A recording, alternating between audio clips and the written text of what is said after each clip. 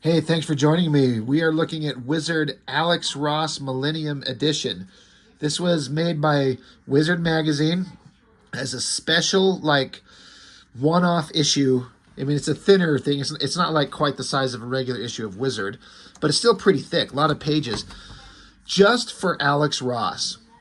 People who weren't there at the time when Alex Ross first came into the industry in those first several years may not understand just what the impact that this guy had. His artwork, his style, his comics, the approach that he took. He certainly, I believe he still is well respected in the comics industry. He certainly commands a huge dollar amount price for his work. I missed the original Marvels series that kind of first got him to real prominence and fame. But I'd heard his name in that Kingdom Come series that he did, which is probably to this day the work he's most well known for. I still think it's amazing to this day. And each issue that came out, I was just enthralled by the story, and I was just captivated by his painted, realistic artwork. To see these comic book characters rendered in a way that, oh my God, excuse me. I'm fighting off a cold I caught from my kids. Oh, this is just great YouTube channel stuff, isn't it?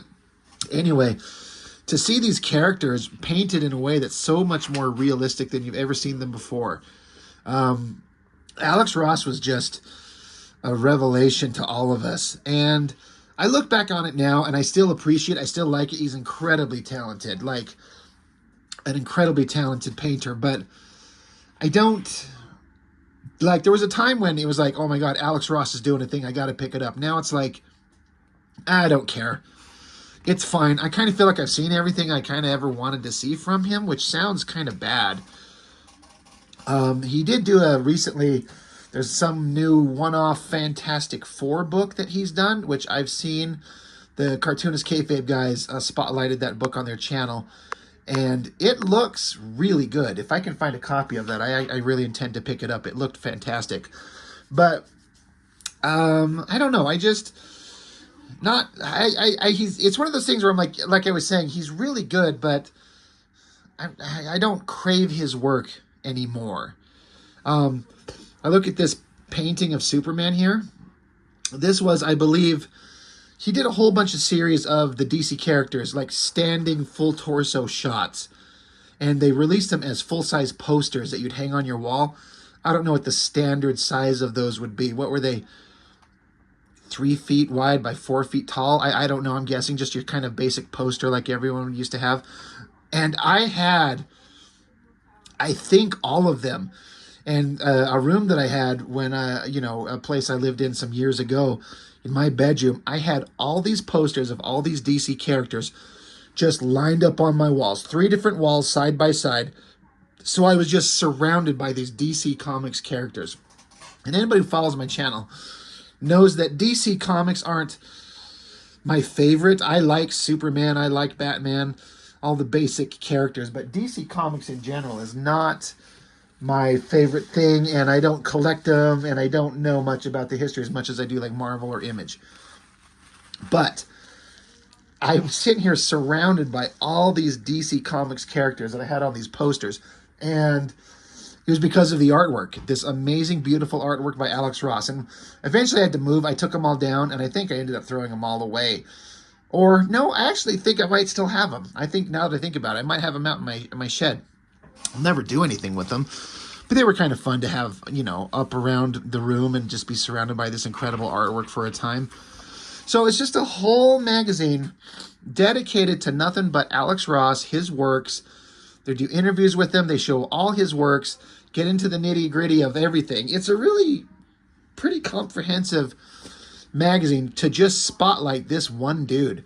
See, this thing was made in 1999. So to give you a context of when it was. So there's Alex Ross himself, a table of contents, and you get into it. It's an interview with the guy. And, it's a pretty good interview. They get into some interesting stuff, talking about his workday. The interviewer is talking to him, and then the phone rings. So Alex Ross slips on a remote headset that leaves his hands free. then shifts effortlessly back into working mode. So a headset on so he can talk and continue painting. Professional guy. Can't stop to take a phone call and stop working. There's always work to be done.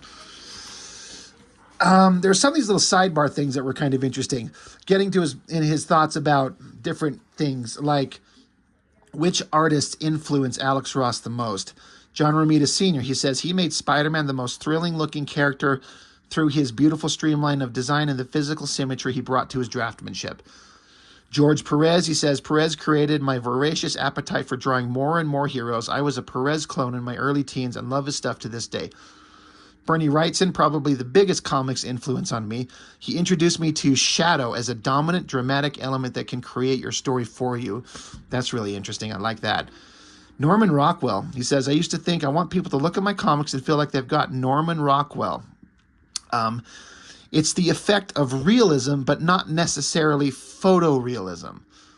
And that's Norman Rockwell. If you see his stuff, it's like at the same time, simultaneously, extremely realistic and then not at all. It's really interesting, really good. Andrew Loomis, he says, the key man for a realistic illustration, my pencil style is so much more based upon what this man did than just about any other individual. So that's awesome to hear the breakdown of the creators and artists that influenced him in his day. More interviews going on. This is his father, and I guess him as a kid in a Spider-Man costume. Alex Ross has a reputation for holding very strong opinions, and he's not exactly shy about sharing them. Here's a small sampling. Biggest beef in 1998. He says, the sequeling of works that are intended to be the end of sequels. I think what he's referring to is the sequels to Kingdom Come. Alex Ross made that book with Mark Waid and had a very specific intention and an idea. And I believe that DC Comics moved forward with the sequel regardless of Mark Waid or Alex Ross wanting to be involved in any way, which is pretty shitty considering the success that Kingdom Come was.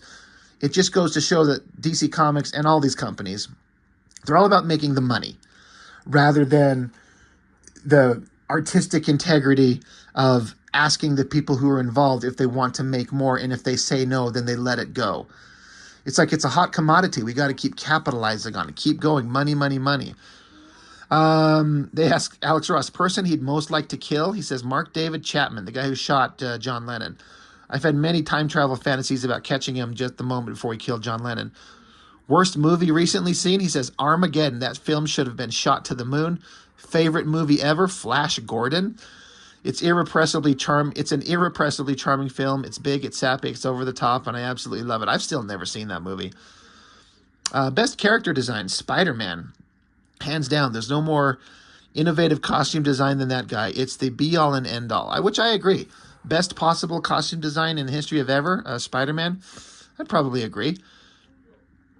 Hal Jordan or Kyle Rayner, he says, message to Ron Mars. Give it up, Ron. Hal's better. Hal's what people are going to remember in 20 years anyway. Give it in, Ron. Now, Marvel or DC, he says, you can't have order without chaos, and too much of one will make you go mad. I know. Let's see. Aunt May, alive or dead? Oh, dear God, dead. We demand a release. How about rewriting the continuity where she gets killed instead of Uncle Ben? Damn. Best convention experience, meeting John Romita Sr. back in 93 and having this guy I'd admired forever say to me, hey, I love your stuff. You could really show me a thing or two about painting. That's fun. So, fun interview. Showing his workspace right here. What a great room. With all these open windows and views to outside. I like it, but I don't know if I could work in this kind of environment with open windows like that. There'd be too much... Like if the sun's coming in, it would be kind of distracting to me. I don't know. I feel like for me personally, like I love the idea of this room with big giant windows as like a living room or something like that. But my artist room, like I'm in my little artist room right here. And I like the idea that my walls are kind of like closed off and this is my little isolated space. But this is where he set up his, his setup. Pretty awesome. Painting of the X-Men. It's a great design with the color, especially emanating from Cyclops' visor. He gets into roll call. Superman. He's the first of all superheroes, but specifically those whose powers arrived through science fiction means, and augmentation that puts them in a different category than science fiction characters themselves. So he just kind of gives this breakdown of Batman, Wonder Woman, Captain Marvel, Plastic Man for some reason. That's kind of interesting. Gets into Marvel's Earth X series. He did the Marvels. He did DC's Kingdom Come, Alex Ross's New Vision, Earth X, which I really was excited for because I thought Kingdom Come was great. It's a futuristic story about the DC characters and when everything went to shit. And again, as I've said, I'm not really a big DC guy, so I just know some of the basics. And I was enthralled by Kingdom Come. And the idea of him doing a Marvel version where it's a future gone to hell. The thing that kind of ruined it for me, and this is terrible, is he didn't paint it. He come up with the ideas, the designs, he crafted the story, he did covers. They had another guy, Jean-Paul Leon, I think is the name of the guy, who actually drew the book. And he's certainly extremely talented, but it's not Alex Ross. And so I ended up picking up like an issue, and I couldn't get into it. When I saw these amazing paintings of these character designs that Alex Ross comes up with, and then the regular artist drawing it that did, it wasn't the same. Now, I've never given it a real chance, so I can't really speak on it. I heard that it's good. I understand that it's liked. I wanted Alex Ross's work, and that's one of those things like I was talking about. Like, if you didn't understand who he was at the time, it's kind of hard to explain it. But it gets into some of these characters that were there. It's some different version of Daredevil. Reed Richards is now basically Dr. Doom. Iron Man. Tony Stark is the last human left alive because there was this plague that augmented powers on almost everybody, and so Tony Stark is isolated away from humanity, and he's the last unaffected superhuman. You got Spider-Man, who once everyone has superpowers, he just kind of decided there wasn't a need for a superhero, so he became a fat, disgusting slob. But just these designs, Machine Man, Reed Richards in Dr. Doom's outfit with a little holographic representation of the Invisible Woman, his dead wife. This is the Spiders Man. It's not Spider-Man. It's not Peter Parker, but what a great drawing. Interesting idea. Villains of the era. There's Green Goblin. He's like, he's the Goblin King of America. There's Hydra. It's this alien creature with these tentacles that wrap up and control people. Bunch of different characters. This is one of my favorites. Excuse me. Alex Ross was asked by Rob Liefeld to do some design work, maybe some comics, I don't know, on Supreme. Now, Supreme is a terrible character right up until Alan Moore gets his hand on him. There was nothing interesting going on, nothing worth their time. Alan Moore gets his hands on him, as he does, and suddenly becomes the most interesting thing you've ever read. And so it says here, he did it not only because he was asked by the character's creator, Rob Liefeld, but also because, admits Ross, I liked what writer Alan Moore was doing with the character. Ross has contributed many illustrations to the project, redesigning not only Supreme, but also his sister Suprema and their dog Radar, the Hound Supreme. It's visually a new direction for the characters, enthuses the artist, who has always been a big Superman fan, or Supreme fan. The paintings will debut in the Awesome Universe Handbook, which likely will restart Moore's acclaimed Supreme series, which I don't think it did, because Alan Moore was writing for Rob Liefeld for Extreme Studios and Image, and I think Liefeld left, and then suddenly funding became a problem, and he wasn't able to pay Alan Moore $10,000 was it a month or a week per script. It's worth it if Alan Moore's writing it. But they say here, for the redesign, Ross spiced up Supreme's jumpsuit, but he also had him losing his hair. He says it's the little touches like that give the character depth. Someone said, I always make characters look older, says Ross, but there's more drama to the face that way. So this is my favorite design possible of Supreme. It's not an outfit that looks anything like the costume, really, that Supreme has ever worn. It's got the same color scheme, white and red. And then the fact that, like, this face shot of him, it's so good. And I love the fact that he's balding. He's losing his hair. You don't see Superman looking like that, or Shazam, or anybody. The big Superman type character is always handsome with like lush, thick hair. The idea that this guy's kind of balding, it's so great. I love the way the cape is hanging off his side, the golden gauntlets. It's the most perfect possible design of Supreme, and I don't think it ever saw anything beyond Alex Ross's paintings for it. I don't know if this was ever put into an actual book on a permanent basis.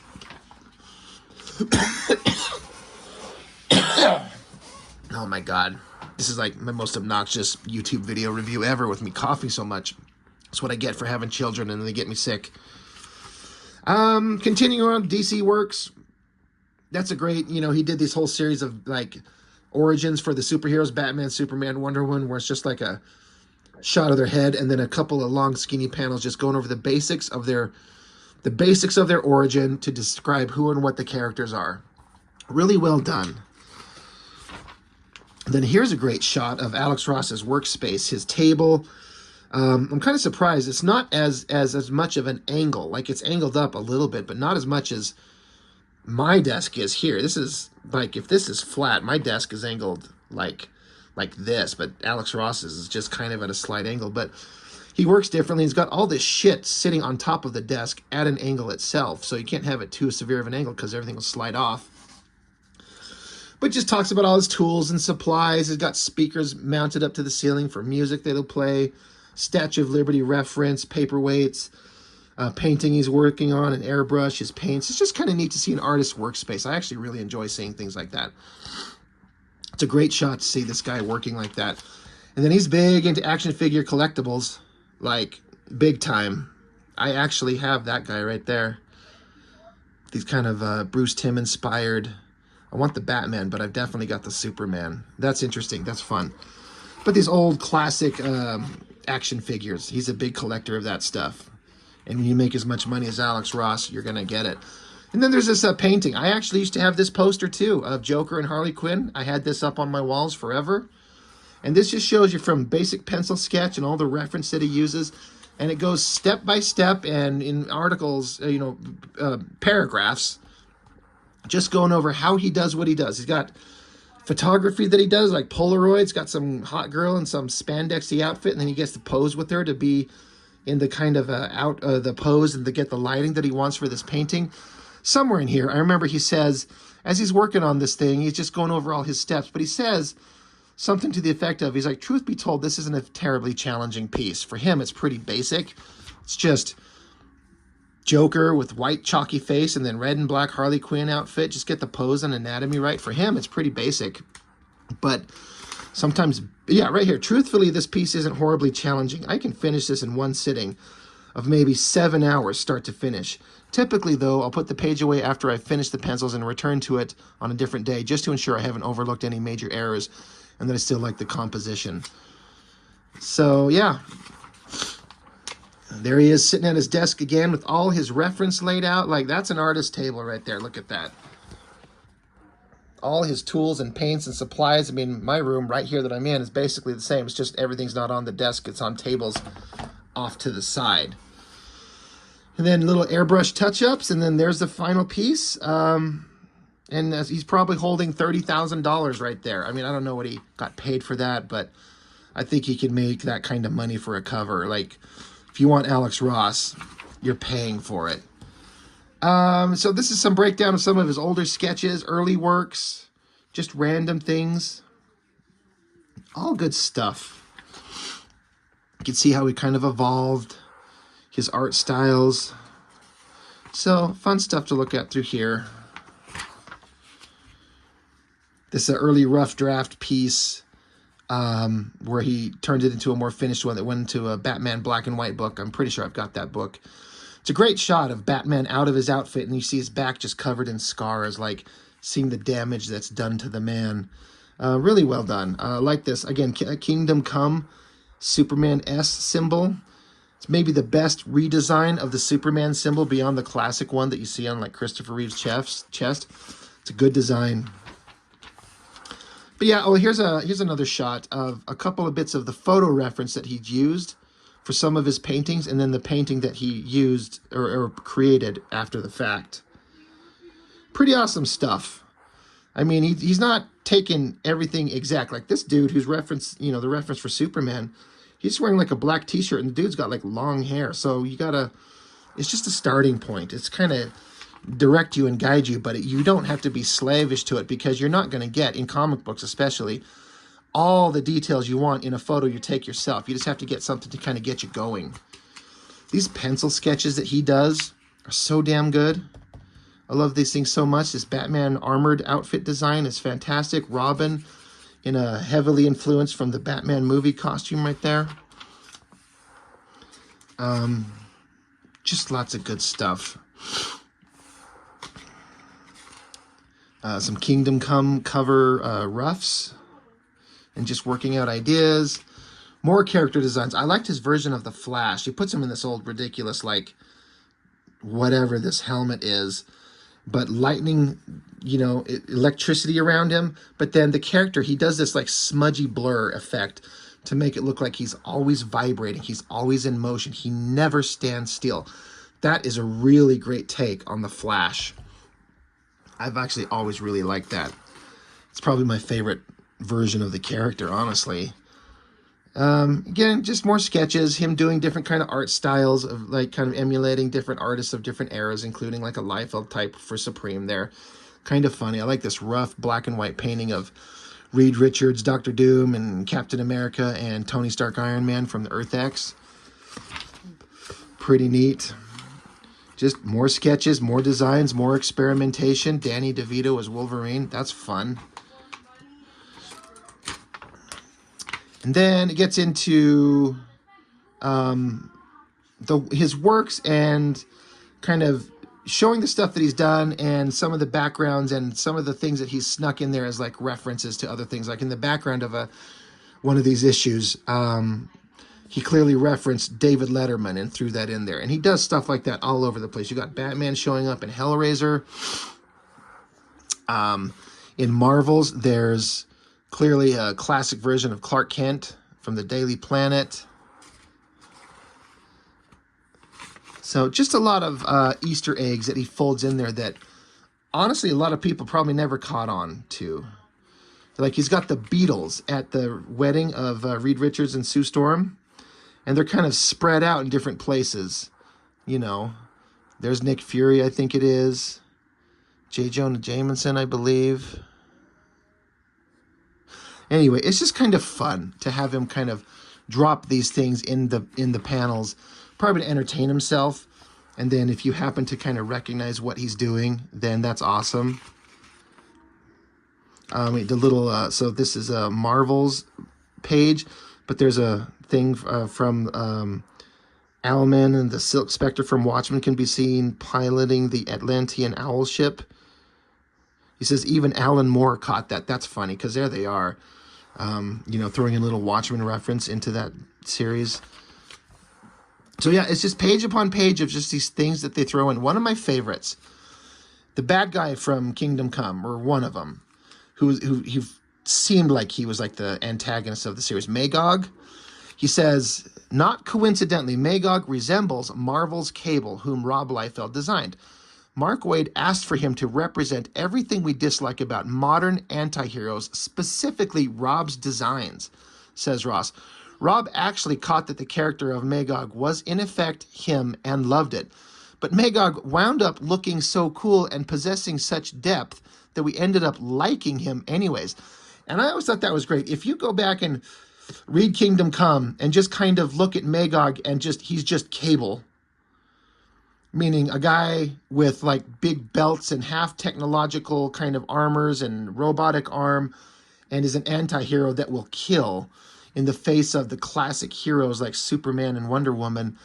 And Magog is part of a event that really screws up the nation. Thousands of people died, and he feels bad for what he did, and he's repentant, and ended up being kind of a good guy, even though you thought he was a bad guy. It's like my favorite version of Cable, honestly, is Magog from DC Kingdom Come.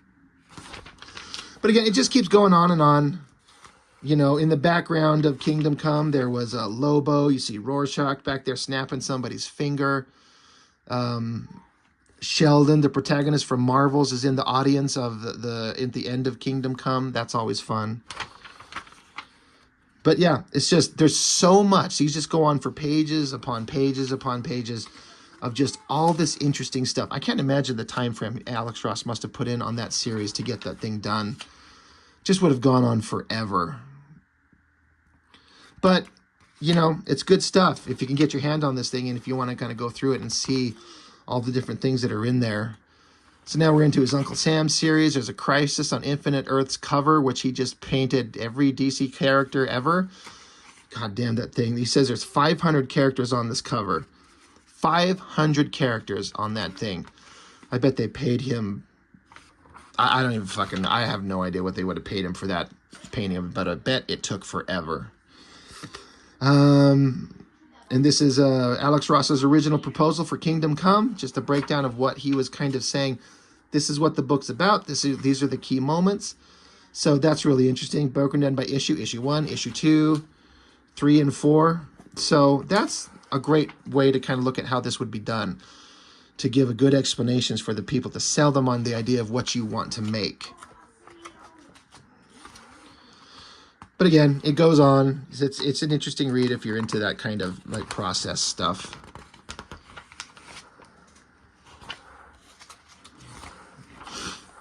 Makes me want to read Kingdom Come. It's been a long time. I'll definitely be looking at it on the channel. It'd just be kind of an in-depth issue by issue thing.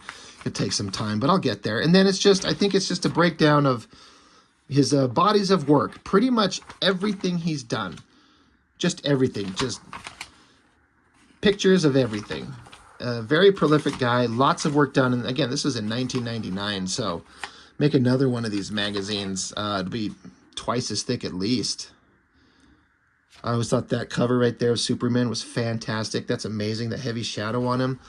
There is that Batman black and white painting, a little bit more refined than the rough sketch color one we saw earlier.